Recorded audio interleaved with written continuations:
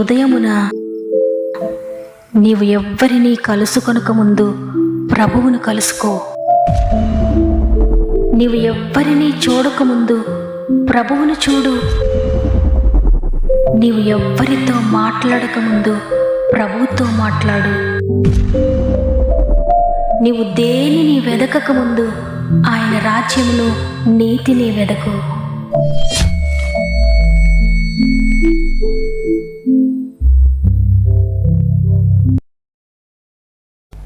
Praise the lord. ఈ ఉదయకాలమున God first అనే వాగ్దాన కార్యక్రమానికి మిమ్మల్ందరినీ మరొకసారి ప్రేమతో ఆహ్వానిస్తూ ప్రభువును రక్షకుడైన యేసుక్రీస్తు నామములో మీ అందరికీ నా యొక్క ప్రత్యేకమైన శుభములు తెలియజేస్తూ ఉన్నాను. ప్రియ సహోదరి, ప్రియ సహోదరుడా, ఈ ఉదయాన మీరు మీ కుటుంబాల్లో దేవుని కృపను బట్టి బాగున్నారని నమ్ముతున్నాను. ఉదయకాలం దేవునితో సహవాసం చేయడం, ఆయనతో గడపడం అనేది దేవుడు మనకిచ్చిన గొప్ప భాగ్యము. ఎందుకంటే ఉదయం లేవగానే మనం మన భారాలు, మన బాధలు, మన బాధ్యతలు ఎవరితో చెప్పినా వారెవ్వరూ కూడా మనకు సహాయం చేయలేరు. కానీ ఆయనకు మన బాధ చెప్పుకొని ఆయనపై మన భారాన్ని వేసి ఇంతవరకు నన్ను నడిపించిన దేవాయిక ముందు కూడా నడిపిస్తారని నేను నమ్ముతున్నానని ఆయన స్తుతించి ఈ దినమును వాక్యముతో ప్రార్థనతో ప్రారంభిస్తే తప్పకుండా దేవుడు మన పక్షంగా ఉండి కార్యం చేస్తారు. కాబట్టి లేవగానే దేవునితో సహవాసం చేయండి, ప్రార్థించండి, వాక్యం వినండి, వాక్యముతో మీ జీవితాన్ని కట్టుకోండి. ఆ వాక్యమే మిమ్మల్ని నడిపిస్తుంది, ఆ వాక్యమే మిమ్మల్ని నిలబెడుతుంది. అదేవిధంగా ఏదైనా శోధన సమస్య మీ జీవితంలో ఉంటే మీ ప్రతి ప్రార్థన అవసరతను కామెంట్ రూపంలో నాకు తెలియచేయండి. తప్పక మీ కొరకు ప్రార్థిస్తున్నాం. సృష్టికర్తని దేవుని చేతులకు అప్పగిస్తున్నాను. దేవుని బట్టి ధైర్యం తెచ్చుకోండి.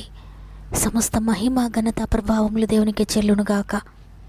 ఈరోజు దేవుడు మనకు అనుగ్రహిస్తున్న శ్రేష్టమైన వాగ్దానం చదువుకుందాం. ఇర్మియా గ్రంథము 31వ అధ్యాయము 4వ వచనము. ఇశ్రాయేలు కన్యక, నీవు కట్టబడినట్లు నేనిక మీదట నిన్ను కట్టింతును. నీవు మరలా తంబుర్లను వాయింతువు, సంభ్రమపడువారి నాట్యములలో కలిసెదవు. ఆమేన్. ఈరోజు దేవుడు ఒక అద్భుతకరమైన వాగ్దానంతో మనల్ని బలపరుస్తూ ఉన్నారు. ఈ వాగ్దానంలో 2 విషయాలు మనం చూస్తున్నాం. నేనిక మీదట, నీవు మరలా అనే 2 విషయాలు. ప్రభు తెలియజేయాలనుకుంటున్నది ఏంటంటే, ఇంతవరకు నీ జీవితం అంతా ఒక విధంగా ఉండొచ్చు. ఈ రోజు వరకు నీ జీవితం వేరు.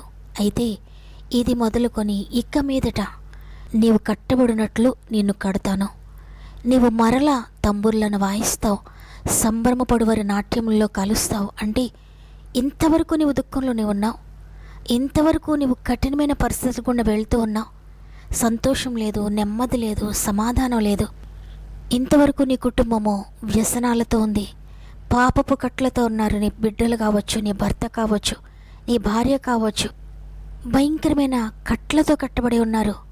వారి జీవితంలో స్వస్థత కొంచెమైనా లేదు. పచ్చి పుండ్లు, గాయములు వారికి ఉన్నాయి. ఎప్పుడు చూసినా వేదనతోటి నువ్వు గడుపుతూ ఉన్నావు. ఇంతవరకు నీ బిడ్డలను చూస్తే నీకు వేదన.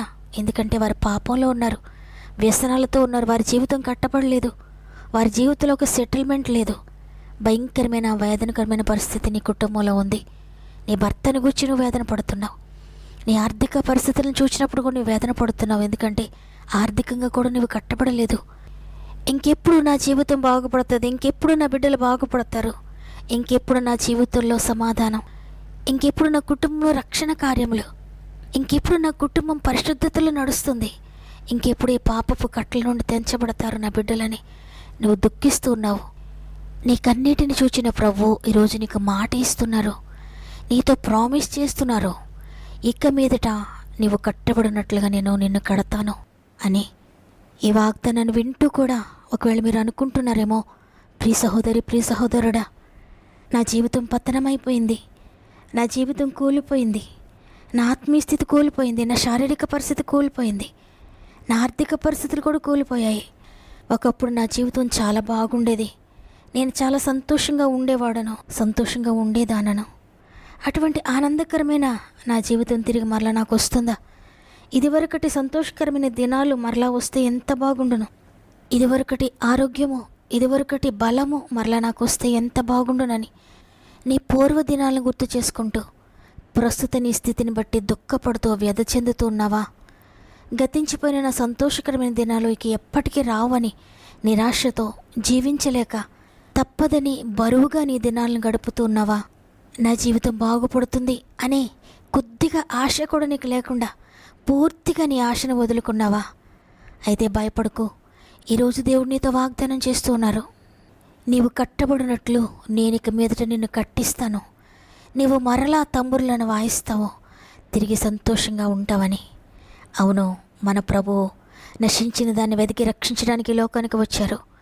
లూకా సువార్త 19:10 వ్రాయబడి ఉంది, నశించిన దానిని వెతికి రక్షించుటకు మనుష్య కుమారుడి లోకమునకు వచ్చానని. ఈరోజు నీ జీవితం ఎంతగా పాడైపోయినా, ఎంతగా నశించిపోయినా, పూర్తిగా కూలిపోయిన స్థితిలో ఉన్నా కూడా తిరిగి కట్టగలిగిన సమర్థత ఆయనకుంది. తిరిగి నిన్ను కట్టగలడు, నిన్ను బాగు చేయగలడు. ఈరోజు కనుక నీవు, ప్రభువా, నా జీవితం ఈ విధంగా అవడానికి నేనే కారణమయ్యా, నా బుద్ధిహీనత చేత, నా అజ్ఞానం చేత నేను ఏ విధంగా చేశాను, నన్ను క్షమించండి అని నీవు ఏదైతే అతిక్రమించావో, ఏదైతే నీవు దేవునికి ఇష్టం లేని నిర్ణయాలు తీసుకొని నీ గర్వముతో, అహంభావంతో దేవుని చిత్తాన్ని త్రోసివేసి ఏ కార్యాలైతే జరిగించావో, నీ ఆత్మీయ, శారీరక, మానసిక పతనానికి కారణమైన నిర్లక్ష్యము, అవివేకము, అతిక్రమమును గుర్చి, దేవా నేను పాపిని అని నీ అతిక్రమ క్రియలను ఒప్పుకుంటే గనక దేవుడు నీ జీవితంలోనికి రావడానికి మార్గము సరళం చేసిన వాడవుతావు. అప్పుడు ప్రభు తిరిగి నీ జీవితంలోనికి వస్తాడు. తిరిగి నీ జీవితాన్ని స్వాధీనం చేసుకొని నీ జీవితాన్ని, నీ కుటుంబాన్ని ఉన్నతంగా కడతాడు. నీవు కోల్పోయిన నీ ఆత్మీయ స్థితిని తిరిగి కడతాడు. నీ బిడ్డలను ఆత్మీయంగా తిరిగి కడతాడు. నీ భర్తను తిరిగి కడతాడు. నీ భర్త జీవితాన్ని బాగు చేస్తాడు. నీ భార్యను తిరిగి రక్షించుకుంటాడు. నీ భార్యను బాగు చేస్తాడు. నీ ఆర్థిక పరిస్థితులను తిరిగి కడతాడు. నీ అనారోగ్య పరిస్థితిని తిరిగి కడతాడు. నీ కూలిపోయిన ప్రతి పరిస్థితిని కూడా తిరిగి ఆయన తప్పక కడతాడు. నీవెక్కడైతే పడిపోయావో, ఏదైతే పోగొట్టుకున్నావో తిరిగి దాన్ని దయచేస్తాడు దేవుడు.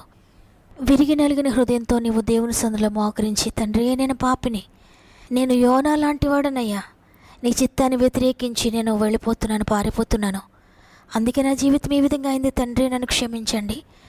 నన్ను బట్టి తండ్రి, నా పాపం బట్టి నేను ఈ స్థితి పొందుకున్నాను, నన్ను క్షమించండి అని నీవు దేవుని సొంత ఒప్పుకుంటే తప్పకుండా తిరిగి కడతాడు. నువ్వు భయపడొద్దు. ఇక నా జీవితం బాగుపడదేమని భయపడొద్దు. ఇక నా భర్త ఎలా మారుతాడని ఆలోచించొద్దు. నా భార్య ఎలా మారుతుందని ఆలోచించొద్దు. నా బిడ్డలు ఇంతగా పాడైపోయారు కదా, దేవునికి ఇంతగా దూరంగా ఉన్నారు కదా, ఇక బాగుపడతారా, వారి రక్షణలోనికి వస్తారా, వ్యసనాల నుండి దూరం అవుతారా అని ఎంత మాత్రం నెగిటివ్గా ఆలోచించొద్దు. సృష్టికర్త నీ ఇంటిలోనికి రావడానికి సిద్ధంగా ఉన్నాడు.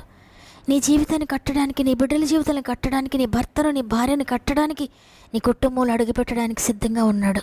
నీవైనా ఆహ్వానించుకుంటే ఆయన వస్తాడు, నిన్ను కట్టడం ప్రారంభిస్తాడు. అద్భుతంగా నీ జీవితాన్ని తిరిగి కడతాడు. నీ కుటుంబాన్ని కట్టి ఉంచిన కట్లు, బంధకాలను తెంచివేస్తాడు. విడుదలను అనుగ్రహిస్తాడు నీకు, నీ కుటుంబానికి. కాబట్టి ఈరోజు వాగ్దానాన్ని పట్టుకోండి, ప్రార్థనలో పోరాడండి, వాగ్దానాన్ని ఎత్తిపట్టి ప్రార్థించండి. తండ్రి వాగ్దానం ఇచ్చారు, వాగ్దానం చేసిన దేవా నమ్మదగిన వాడవు, నేను నమ్ముతున్నాను తండ్రి, నా జీవితంలో నెరవేర్చండి, నా బిడ్డల జీవితంలో నెరవేర్చండి, తిరిగి అనేక మందికి ఆశీర్వాదకరంగా నన్ను మార్చండి అని ప్రార్థించండి. వాగ్దానం నెరవేర్పును మీరు తప్పక చూస్తారు. యోనా ఆ విధంగానే తన పాపమును ఒప్పుకొని, తన తప్పును ఒప్పుకొని క్షమాపణ వేడుకున్నాడు. దేవుని చేత అంగీకరించబడ్డాడు, క్షమాపణ పొందుకున్నాడు. సంసోను తను చేసిన తప్పును ఒప్పుకొని క్షమాపణ వేడుకున్నాడు, ప్రభువును తిరిగే బలం పొందుకున్నాడు. ఈరోజు నీవు క్షమాపణ వేడుకుంటే యోనాను క్షమించిన దేవుడు నిన్ను క్షమిస్తాడు. సంసోను క్షమించిన దేవుడు నిన్ను క్షమిస్తాడు, తిరిగి తన శక్తితో నింపుతాడు. ఒక్క నిమిషం నాతో మోకరించినట్లయితే కలిసి ప్రార్థన చేద్దాం. ప్రేమగల తండ్రి నీకు వందనాలు. నీ కృప చేత మరొక దినాన్ని మాకు ఇచ్చారు. కేవలం నీ కృపను బట్టి మేము బ్రతికి ఉన్నాం, సజీవులంగా ఉన్నాం. ఈరోజు నేను స్తుతించగలుగుతున్నాం తండ్రి. నీ కృపను బట్టి మరొకసారి నీకు కృతజ్ఞత చెల్లిస్తున్నాను. ఈరోజు వాగ్దానం చేశారు, తిరిగి మరలా నిన్ను కడతాను, నీ జీవితాన్ని కడతాను, మరలా నీవు తంబురులను వాయిస్తావని. తండ్రి నిజంగా ఎంతమంది అయితే ఈ వాగ్దానాన్ని నమ్మి ప్రార్థిస్తున్నారు, వారందరి జీవితాల్లో ఈ వాగ్దానం మీరు నెరవేరుస్తున్నందుకు వందనాలు. ఎంతగా కూలిపోయిన స్థితిలో వారి జీవితం ఉన్నా, ఆత్మీయంగా పడిపోయిన, శారీరకంగా పడిపోయిన, అనారోగ్యాలతో పడిపోయిన, మానసికంగా పడిపోయిన, ఆర్థికంగా పడిపోయిన, అప్పుల్లో పడిపోయిన, నిందల్లో పడిపోయిన, అవమానాల్లో పడిపోయిన, వారి పడిపోయిన స్థితిలో నుండి మీరు ఈరోజు లేవనెత్తుతున్నారని నమ్ముతున్నాను తండ్రి. ఎందుకంటే నమ్ముటని వల్లైతే నమ్మువానికి సమస్తము సాధ్యమైన సెలవిచ్చారు. నమ్మిన వారందరూ కూడా వాగ్దానం పొందుకొందురుగాక. వారు కూలిన స్థితి తిరిగి కట్టబడునుగా యేసు నామములో. వారి దుఃఖకరమైన స్థితి తిరిగి సంతోషంగా మార్చబడునుగాక. వారి కన్నీటి స్థితి ఆనంద బాష్పాలతో నింపబడునుగాక. ప్రతి పరిస్థితిని మార్చగలిగిన వాడవనైనా, లేని వాటిని ఉన్న వాటిగా పిలిచే దేవుడు నాయన. వారి జీవితంలో ఏదైతే లేదో ప్రస్తుతం ఉన్నవాటిగా పిలుస్తున్నందుకు వందనాలు తండ్రి. ఎంతమంది అయితే పాపను ఒప్పుకుంటూ నీ సన్నిధిలో మోకరించి కన్నీటితో ప్రార్థిస్తున్నారో క్షమించడానికి సిద్ధ మనసు కలిగిన వాడవయ్యా తండ్రి. ఎంతమంది ఒప్పుకుంటే వారిని ఎంత పాపంలోనైనా విడిపిస్తావు, క్షమిస్తావు. ప్రతి ఒక్కరిని క్షమించండి తండ్రి. పరిశుద్ధమైన మార్గంలో నడవడానికి నీ శక్తినే ఉండు తండ్రి. వారి శక్తి సరిపోక నైనా ఏడుస్తున్నారేమో, నీ శక్తినే ఉండు తండ్రి. పరిశుద్ధాత్ముడా, మీరు స్వాధీనం చేసుకోండి. నీవు స్వాధీనం చేసుకుంటే కనుక పరిశుద్ధమైన మార్గంలో నడుస్తారు. ప్రతి ఒక్కరికి నీ సహాయం దయచేయండి. నీ సహాయం కొరకు వేడుకుంటున్నాం తండ్రి. వారి శక్తి వారిని నిలబెట్టలేకపోతుంది తండ్రి, మీరు సహాయం చేయండి. ప్రతి ఒక్కరిని చేపట్టుకొని లేవనెత్తును తండ్రి. నీతి మార్గంలో నడిపించండి నైనా, పరిశుద్ధమైన మార్గంలో నడిపించండి తండ్రి. నీ కొరకు నమ్మకంగా జీవించి నమ్మకంగా ఈ లోకాన్ని విడిచి నిత్య జీవం చేరుకోవడానికి సహాయం చేయమని మా ఆత్మీయ కుటుంబం అంతటిని నీ బలమైన చేతులకు అప్పగించుకుంటూ ప్రతి ఒక్కొక్కరిని కూడా నైనా నీ చేతులకు అప్పగించుకుంటూ ఉన్నాను. ప్రతి ఒక్కొక్కరిని జ్ఞాపకం చేసుకోండి. అనేక మంది బిడ్డలు వారి ప్రార్థన అవస్థలు మాకు తెలియజేస్తున్నారు. అందరినీ నీ చేతులు పెడుతున్నాను తండ్రి. నీవు మాత్రమే విడిపించగలవాడు. నీకు మాత్రమే శక్తి ఉందయా వారిని బ్రతికించడానికి. నీకు మాత్రమే శక్తి ఉంది తండ్రి వారిని లేవనెత్తడానికి. నీకు మాత్రమే శక్తి ఉందినైనా వారి జీవితాలు మార్చడానికి. ప్రతి ఒక్కరిని మార్చిన తండ్రి. నీకు అసాధ్యమైనది ఏది లేదయ్యా. ఎవరు కూడా నిరుత్సాహపడడానికి వీల్లేదు తండ్రి. ఇది ఎలా జరుగుతుందని నిర్జీవపడడానికి వీల్లేదు తండ్రి. నైనా నమ్మి పొందుకోవడానికి సహాయం చేయండి. ప్రతి ఒక్కరిని మీరు స్వాధీనం చేసుకోమని పరిశుద్ధాత్మ చేతులకు అప్పగించుకుంటూ తండ్రి, గర్భంతో ఉన్న బిడ్డల్ని చేతులు పెడుతున్నానయ్యా. 9 నెలలు మీరు తోడుగా ఉండి సేఫ్ డెలివరీ స్థాయి చేయండి. ఈరోజు పుట్టినరోజులు జరుపుకుంటున్న వారందరినీ జ్ఞాపకం చేసుకోండి తండ్రి. ఇచ్చిన నూతన సంవత్సరం అంతా మీరు తోడుగా ఉండి ఈ సంవత్సరంలో నేను నీ కొరకు బ్రతకడానికి సహాయం చేయండి. మ్యారేజ్ డేస్ చేసుకున్న ప్రతి ఒక్కరిని జ్ఞాపకం చేసుకోండి తండ్రి. కుటుంబంలో నెమ్మది, శాంతి, సమాధానం దయచేసి ఈ సంవత్సరం నీ కొరకు బలమైన కుటుంబంగా జీవించడానికి సహాయం చేయండి. ఎంతమంది వాగ్దానం వింటున్నారు ప్రతి ఒక్కరిని కూడా ఈరోజంతా చేపట్టుకుని నడిపిస్తారని, వారు ఏ పని ప్రారంభిస్తున్నా, ఎక్కడికి వెళ్తున్నా నీ సహాయము, నీ తోడు దయచేసి జయకరంగా ఇది నువ్వు ముగించడానికి సహాయం చేస్తున్నందుకు నీకు వందనాలు చెల్లిస్తూ యేసయ్య పరిశుద్ధమైన నామములో అడిగి వేడుకుంటున్నాను తండ్రి. ఆమేన్. ఈరోజు ఈ వాగ్దానాన్ని విన్న ప్రియ సహోదరి, ప్రియ సహోదరుడా, మీ పరిస్థితులు ఏ విధంగా ఉన్న వాటిని గురించి ఆలోచించొద్దు. దేవుని వాగ్దానాన్ని గురించి ఆలోచించండి. వాగ్దానాన్ని ఎత్తిపట్టి ప్రార్థించండి. మీ ప్రతి పరిస్థితిని టోటల్గా దేవుడు మార్చబోతున్నాడు. విశ్వసించండి, రిసీవ్ చేసుకోండి. ఈ వాగ్దానం ద్వారా నేను బలపరచబడ్డానన్న వారందరూ ఆమెనని కామెంట్ చేయండి. లైక్ చేయడం, షేర్ చేయడం మర్చిపోకండి. అనేక మందికి వాక్యాన్ని షేర్ చేస్తూ దేవుని వాక్య పరిచర్యలో పాలు పొందుతూ రక్షణ సువార్తను అనేక మందికి ప్రచురిస్తూ ఉన్న మిమ్మల్ని, మీ కుటుంబాలను దేవుడు అత్యధికంగా ఆశీర్వదించి దీవించునుగాక.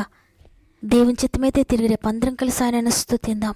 అంతవరకు ప్రభు మీకు, మీ కుటుంబాలకు తోడేండి నడిపించునుగాక. God bless.